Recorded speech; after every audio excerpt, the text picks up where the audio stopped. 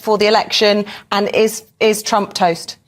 I'll be there on the night of November the 5th. But yes. are you going to be involved in some campaigning? No, because I've become an MP. Can't do that. So my priorities have had to shift and change for obvious reasons. I've got a constituency to represent in Clacton, etc. So that is now my priority. I spoke to Trump on the phone 2 weeks ago. Clearly, however tough he may look in public, to have 2 near assassination attempts in the space of a few weeks, it has to affect somebody. Yeah. I still think he's going to win, but boy, it's going to be tight. And if he doesn't win, will he concede? If he doesn't win, I would guess that's the end of Donald in politics. He's nearly 80. He's doing.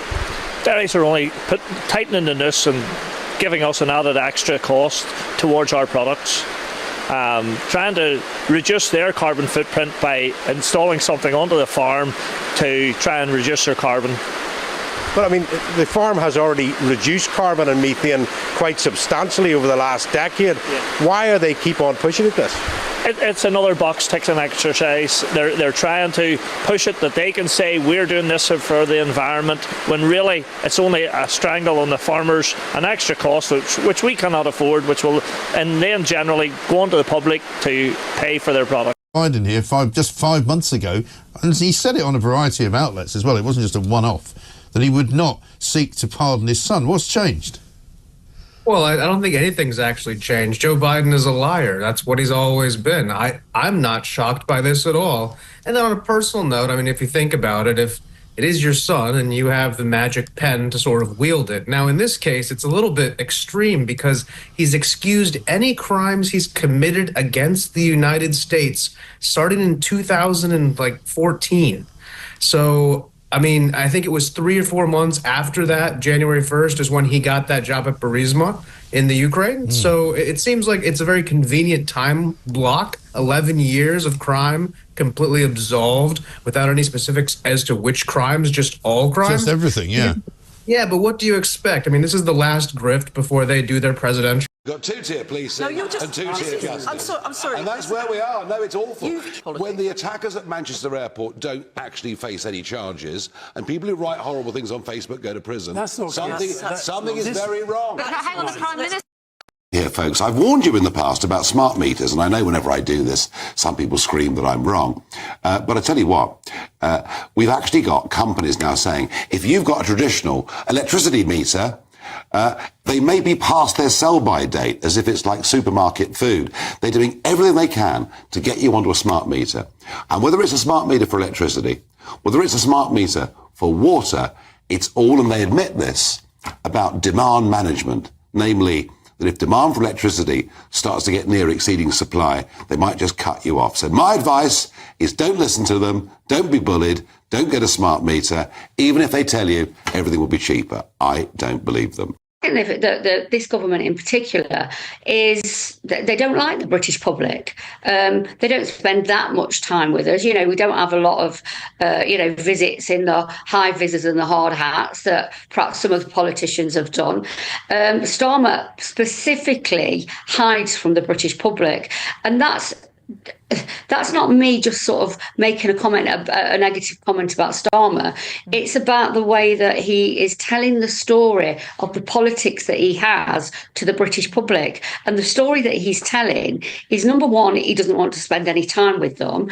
He's not interested in them that much. And he sees his position as this sort of more global leader. And that doesn't connect with the ordinary people on the street. Well, to be fair, the same criticism has been levelled at Kemi Badenoch, that she hasn't been rubbing shoulders with the populace too much either. And she was just in Washington last week. Nigel Farage gets it as well. He's been hobnobbing, hasn't he? Are absolutely mind-blowing. They are extraordinary.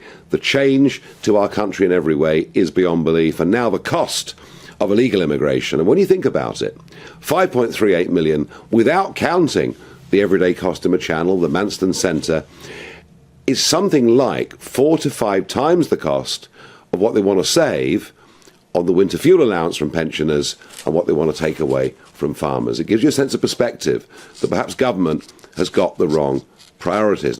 These figures, crackers, I'm sure you do at home too. Was this your expectation? At that event, and also on sale in the House of Commons, are woke Christmas crackers. Yes, they are Christmas crackers without any cracker in them. Now, to attempt this on live television... So you've got to cross your arms, Nigel. Right, there we go. If you can reach. You've got to cross your arms as well. No. They actually work. They are work. non-woke crackers, but who wants to buy a Christmas cracker? What's in them, though? Well, I haven't actually got the presents yet, but let's have a come little on. look. Have a look. Oh, we got green ribbon. Gosh. Oh, I've got a spinning top. That's very Wildflower very nice. seeds. I rather like Oh, that, how actually. lovely. I rather That's like that, nice. actually. But there we are. Apparently, we're taking a snap out because we want to do something about climate change. According to reports, an alleged Chinese spy suspected of having links to Prince Andrew has been banned from entering the UK on national security grounds. The man, known only as H6, was found to be a close confidant of the Prince and was reportedly invited to the Duke's birthday celebrations. The Home Office has accused the individual of covert and deceptive activity acting on behalf of the Chinese Communist Party. Buckingham Palace has declined to comment at this time. Surrey Police put this message out on X, formerly Twitter, that you may see armed patrols around Christmas markets. Yeah. And they said it's part of routine patrols. Well, that is actually deceitful and deceptive. And I would go as far as to say it's dishonest, because in our high streets for the rest of the year, you don't see armed patrols. Yeah. In your street, in your neighbourhood, on your estate, you don't see armed patrols for the rest of the year. These are not routine. They are there for a purpose. And that is because 75% of the current workload of the security services against Islamist threats. Yeah. And there are people that have done on mainland Europe, attacked Christmas markets. There are people out there who intend to kill and murder. That's why there's the crash barriers. That's why that immigration is good because they're all coming here to work. I've looked at the figures. Of the last couple of million that came, only a fifth are working. Well, we've known for years and years, Nigel, that overall net migration of the sort of numbers that we've had in the past, which were much lower than they are now, it's been a net fiscal cost. Those costs have gone up. Let's put this in simpler English. It's making us poorer. It's making, yes, if you look at GDP per head, the money in our pockets, I'm afraid that's flatlined for many, many years, and recently it has actually been reducing. But what about the people who are coming here to work, to do jobs that One in five of those that have been allowed in work. That, I mean, I'll tell you what, that is